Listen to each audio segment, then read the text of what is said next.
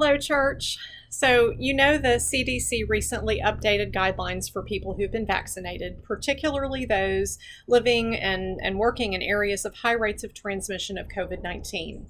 Corpus Christi is such a place. So, we're recommending that even if you're vaccinated, you wear a mask to church. Ugh, I know. I know.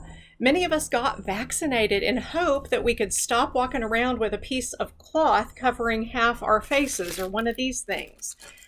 We got vaccinated with the aim of things returning to a semblance of normalcy. I'm frustrated. Not only am I vaccinated, but I've also had COVID, and months later I'm still dealing with its effects, so it feels unfair for me to have to put a mask back on. Also, the truth is, I'm kind of tired of making decisions about this stuff and making videos like this. I'd rather be doing something that looks more like ministry. The pandemic has not been good for the church, and I want it to end. I've tried to be diplomatic about this because it became so politicized.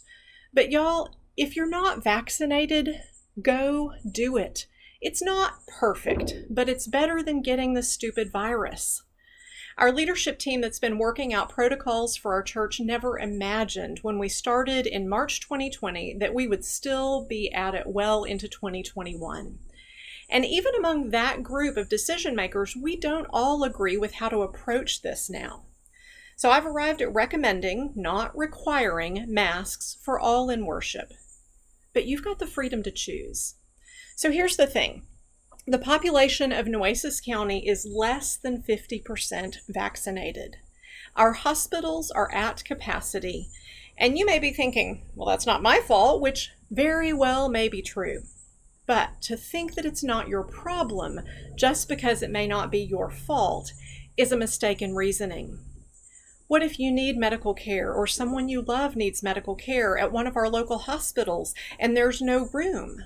Or what if you unwittingly transmit the virus to someone who becomes critically ill or has long-term effects like I do?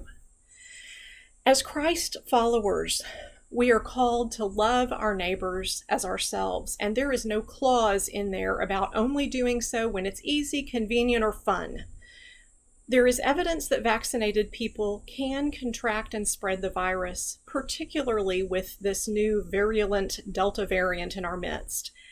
And you know, we like to sing and worship, and singing is especially good at projecting our breath and everything that comes with it. So, I hope you'll come to worship on Sunday and sing praise to God. We love you, vaccinated or not, and we want you there. But until we turn a corner on the virus in the coastal bend, y'all, it's best to err on the side of caution. Not fear, but wise, informed caution and care for others. So this year, my morning devotional reading is from 20th century German theologian Dietrich Bonhoeffer, who lived and wrote before and during World War II. His life was imperiled as he spoke out for Christ and for the church under the hostility of Nazi Germany. And ultimately, Bonhoeffer paid the price with his death. I read his words each morning in light of that gravitas of his life and times. And in today's reading, I read these words from Bonhoeffer. I quote, "People necessarily live in contact with other people, and with this contact comes responsibility for other people.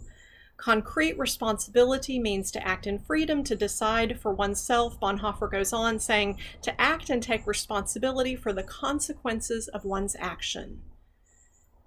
Responsible action is not fixed beforehand and for all time, but instead is born of the given situation." End quote. We're in one of those given situations right now. Please give prayerful consideration to how you will act with the freedom that we are so blessed to have.